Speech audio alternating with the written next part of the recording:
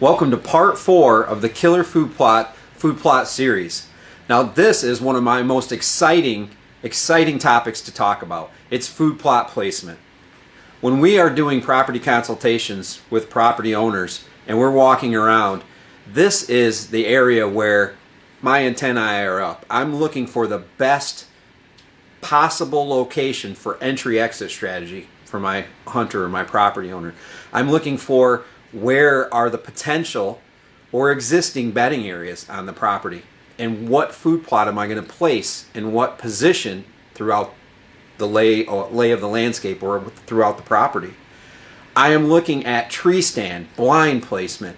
I'm looking at what are the neighbors doing, how close are they to the property line, where strategically should I be placing these food plots to not only optimize the critical food that's needed at that time of the year, but how does it maximize the benefit for my landowner or property owner and minimize the impact of the surrounding properties or some other type of influence from the outside in, so that my deer are as natural in their movement, their visitation, and their accessibility to those crucial food sources at the right time of the year, especially when your hunter is on stand.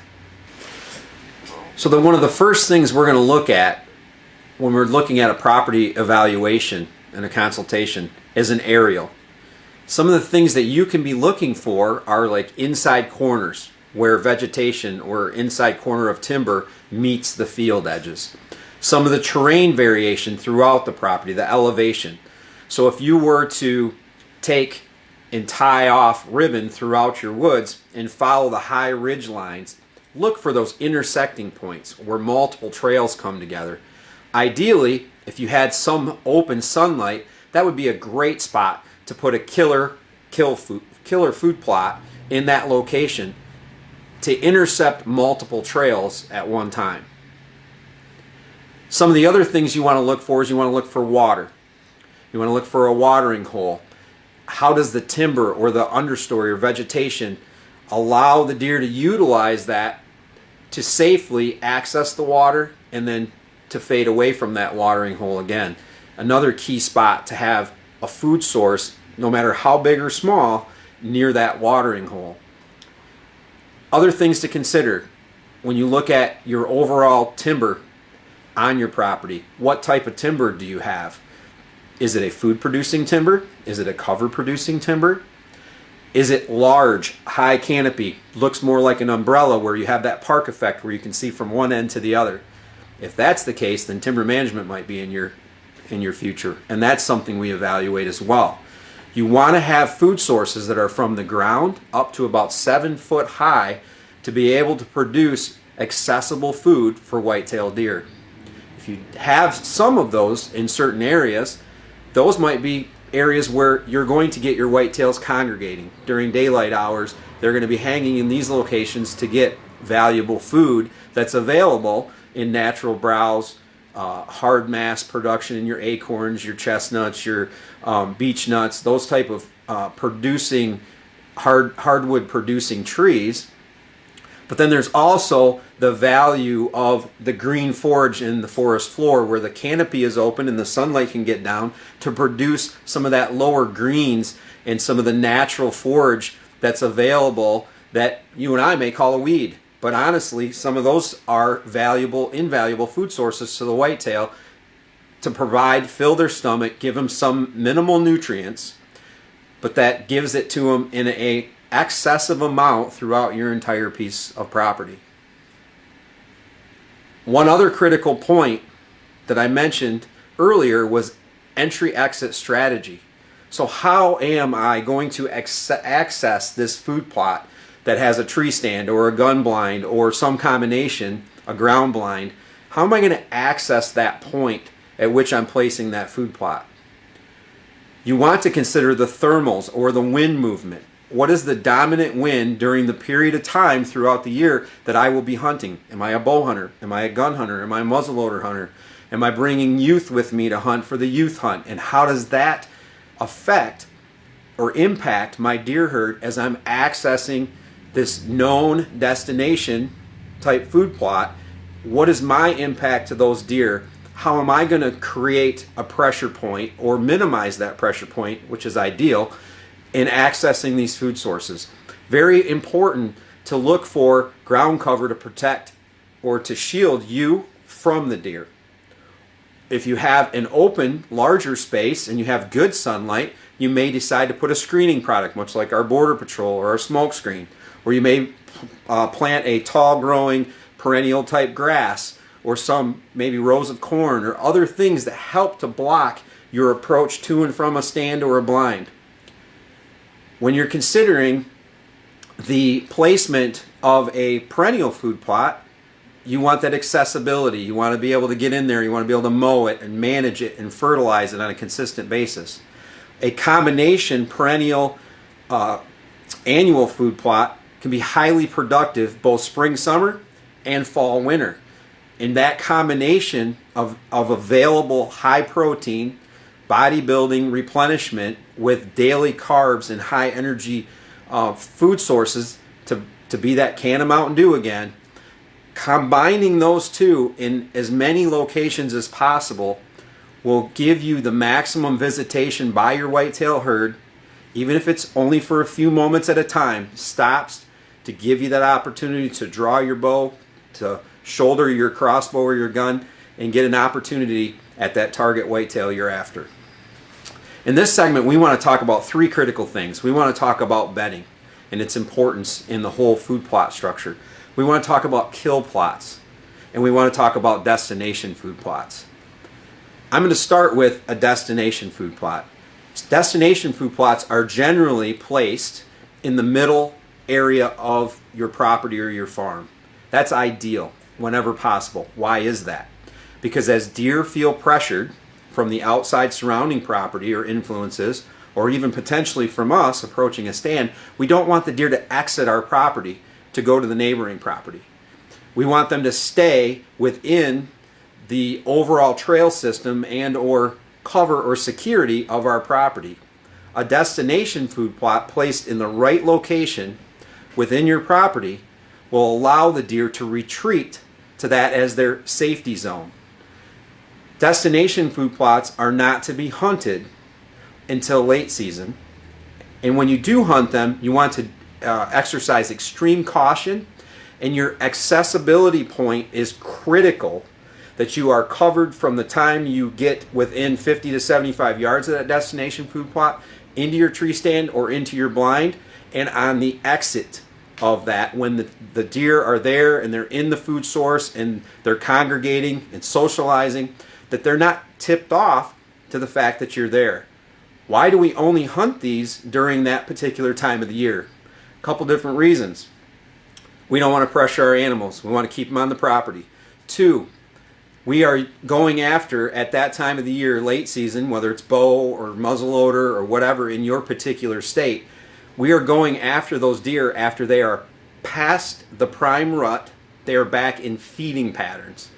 This can be a very, very effective plan in order to connect with your target buck, that target animal, or that mature doe that's too dominant, that's running off other bucks and does within your boundaries of your property.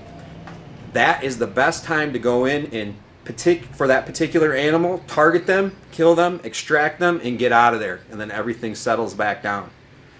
This assures that when your neighbor wants to put a stand, which happens in about 95% of my customer property consultations, they have at least a neighbor on one side or the other, or multiples, that are crowding them. This assures that when they come out to their stand or their blind at the property line, the deer are retreating again into that destination plot or into their safety zone. And in most cases, when that's happening, you've probably been out there longer than them, you've been more prepared, and you got into the stand undetected. So they are going to be pushing those animals past your stands, because we're going to put those in key locations for you to capitalize. So the importance of a kill plot, which is generally smaller than your destination plot. Now that can vary, right? So if you have a large stand of property with larger openings, a kill plot to you may be a 2 or 3 acre plot. In the situation where you have limited ground or limited open canopy spots, that might be an eighth of an acre, or a quarter of an acre, maybe half acre to an acre food plot. It varies on each individual piece of property. The key though on a kill plot is that the deer are going to come in, spend very limited time, and they're going to be moving on to the next kill plot, to a watering hole. In the case of bucks, they're going to come in, they're going to check, and they're going to be traveling from food to water to bedding to that, ultimately to that destination plot. The whole goal is to take the deer that live on your property or on the adjacent property, drive them through the kill plots, to watering holes, mineral locations, etc., and into that destination safety zone, and lock up as many deer as possible on your property to meet your goals and objectives for managing your whitetail herd. A kill plot often contains a little bit of perennials, but mostly annuals. Those kill plots are utilized most heavily during the hunting season. But the deer are not going to know to frequent them necessarily during hunting season if you have not planted them with a spring-summer annual. If you really want to increase the frequency or the natural flow of your deer herd, planting an early spring-summer food source that then is switched out with a high-energy, high-carbohydrate-producing can of Mountain Dew type food source, that will increase the frequency in which the deer are traveling through that location on their way to the destination point, destination food plot. One other thing to think about, or one of the critical important parts, is bedding position in relationship to food sources. Especially around a destination food plot, you want to contain both buck and doe bedding areas within 50 to 75 yards of that destination food plot. On the hunting kill plots, you may also have some bedding areas. I particularly like to concentrate buck beds, which there's only one or two locations for a deer to lay. Otherwise, the does will be dominant and take over those bedding areas. To place those bucks near those stop points or those kill plots, and as they wait for the approaching family unit of does, keeping them in close proximity and giving the greatest opportunity for you to have a high quality, highly illuminated shot opportunity on that deer. Something to consider when you are looking at your overall plan is the buck bedding placement, and we can talk about that in this continuation of this segment. So to wrap up the kill plot placement, you want to think about what's an ideal cover or understory area where you're going to be able to build that buck bed, going to be able to place that tree stand, taking into account the dominant wind at that time of the year when you're going to be hunting. What is the either natural travel of your doe population through that particular area, and or creating, like we do, our tunneling or our paths that we can help you create through a particular piece of property to bring the deer to that known location, predictable, right? Win the chess game up and to the right instead of down and to the left, and we always guess wrong, to be able to set the stage. Entry exit is one of the biggest areas of error we have as property owners and hunters as we think about the path of least resistance, the easiest trail, the two-track that your dad and your uncle and your granddad took all their life, but they probably don't have giants hanging on the wall, and you want to pursue that top buck within your woods. You are going to have to change your strategy, and that is one of the things to consider, is having a buffer, having a row of cover, a intentionally planted buffer, or utilizing the wind in combination with that understory, the bush, the brush, the intentional wall of cover to get into your stand and out of your stand quickly. The buck bed placement is key in connecting with the does that come through to get him to stand on his feet during daylight hours, and allowing you to capitalize on the work and the thought that you've put in to each one of those plots come hunting season. So far we've covered destination food plots and the importance of those. Hunting plots or kill plots, how important those are to the overall strategy. The last thing we talked about was bedding, and I've talked a little bit about buck bedding, and maybe touched on doe bedding. But what about identifying potential bedding areas on your property? What does that exactly mean, or what does that look like? So I think historically we would think about bedding as a giant swamp covered in cattails. And whereas that is a great bedding area and can hold a lot of deer, it's very hard for us to figure out or to capitalize on that bedding area. So when I talk about bedding areas, or when we do property consultations, we're talking about ideal locations for bedding within the timber or within close proximity to a food plot we are going to establish in the woods. So what are we looking for? Well, we're looking for thicker, tall vegetation from ground to 7-8 foot tall. Can be as short as 5 foot tall. Grassy areas are great bedding areas, especially before the heavy wet snow and some of the big winds that set in late season that knock a lot of those grasses down. Those provide a lot of early season security in bedding. So bedding within a particular property can take on a lot of different looks. It can be the grasses, it can be what we call the buckbrush, it can be a big blowdown, or maybe you had a storm come through, or a tornado, or you've had some timbering where you have a bunch of tops that are dropped within the forest floor within your property. All of those things provide security and provide potential backdrop in bedding areas for both your bucks and your does.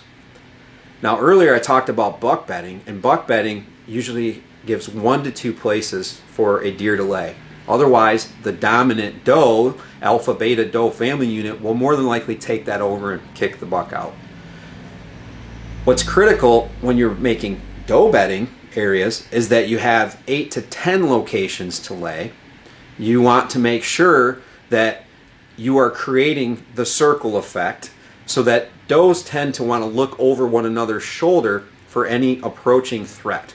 Whether that be us, it be a coyote, a wolf, a cougar, whatever that may be, they want to have good visibility over one another's shoulder.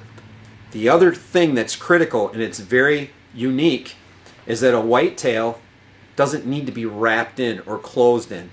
They need to have lots of entry-exit opportunities. So as a predator is approaching, coming into that deer, they need to be able to stand up because they're going to see that predator laying in their bed. They're going to have good visibility that they can exit out the side door or straight out the back door. They never want to be trapped in their bed. So when you're thinking about it, they like to have a good solid back. Just like you or I, if we were in a situation where we were uncomfortable, we want to put a solid wall or some type of structure that nobody's going to slip in behind us. Think about that in the terms of a whitetail. They want that solid backing. However, you're going to evaluate, do I have an exit door? Where are my exit doors? What are my opportunities? You don't ever want to pin a whitetail in, or they will not consistently use that bedding area if they use it at all. Soft area. So when you think about a bedding area, you want to have pure soil, straight soil, no rocks, no stones, no branches. Nobody likes to lay on sticks and rocks. You and I don't. Deer don't either. So we can clear out the ground to just straight soil. That's ideal. Now there are people that do different things like add cedar bedding and stuff like that. That certainly can be done. But I prefer to just have the bare ground. Why is that? Because when I go to check those bedding areas throughout the year, I will see the brown and the white hair left by the bedding deer herd. And so I can get a better idea of the frequency and the effectiveness of my hard work put into this bedding area. Are they using it, or do I need to tweak it a little bit? As far as doe bedding is concerned, creating top cover around the whole thing. Think about a giant igloo made out of sticks and branches, etc. But you want to make it out of as much live vegetation as possible. It's pretty hard to take a 10 or 11 inch tree and think you're just going to bend it over. So people do hinge cutting, what's called hinge cutting, where they cut halfway through the tree and they tip it over. Some of those are some practices that create some canopy or cover over the top of a potential bedding area, and the deer will move inside of that. Make sure that if you're doing hinge cutting that you're wearing your full body armor. It's a very dangerous technique, and it has very inherent risks of holding a chainsaw at neck level. I highly recommend that you do timber management to sell those trees, produce the available funds out of the tree, and then use the younger vegetation to pull that over and tie it down to create your igloo or your roof or your canopy over your bedding area. Highly effective. Also produces some low hanging vegetation where the deer are able to stand and actual browse within their food plot area. Again, bedding on your property will help you attract and hold the target deer that you are looking to hunt come fall. It will maintain an effective amount, potentially effective amount of does to draw in bucks from surrounding properties that you maybe aren't able to hold on your particular piece of property, and overall give you a more enjoyable, fun experience, and hopefully help you to harvest that deer of a lifetime. So in closing out this segment, I want to give each and every one of you hope. Regardless of whether you have 2,000 acres or you have 3 to 5 acres, these practices can be applied in both scenarios. Everybody desires 2,000 acres of available hunting ground, but I will tell you that winning the chess game is more complicated. It's more intricate, and a lot more things have to be established in order to win. On 2 to 3 acres or 15 to 20 acres, much easier to create the absolute ideal situation and be able to slip in and slip out to be able to kill that buck of a lifetime.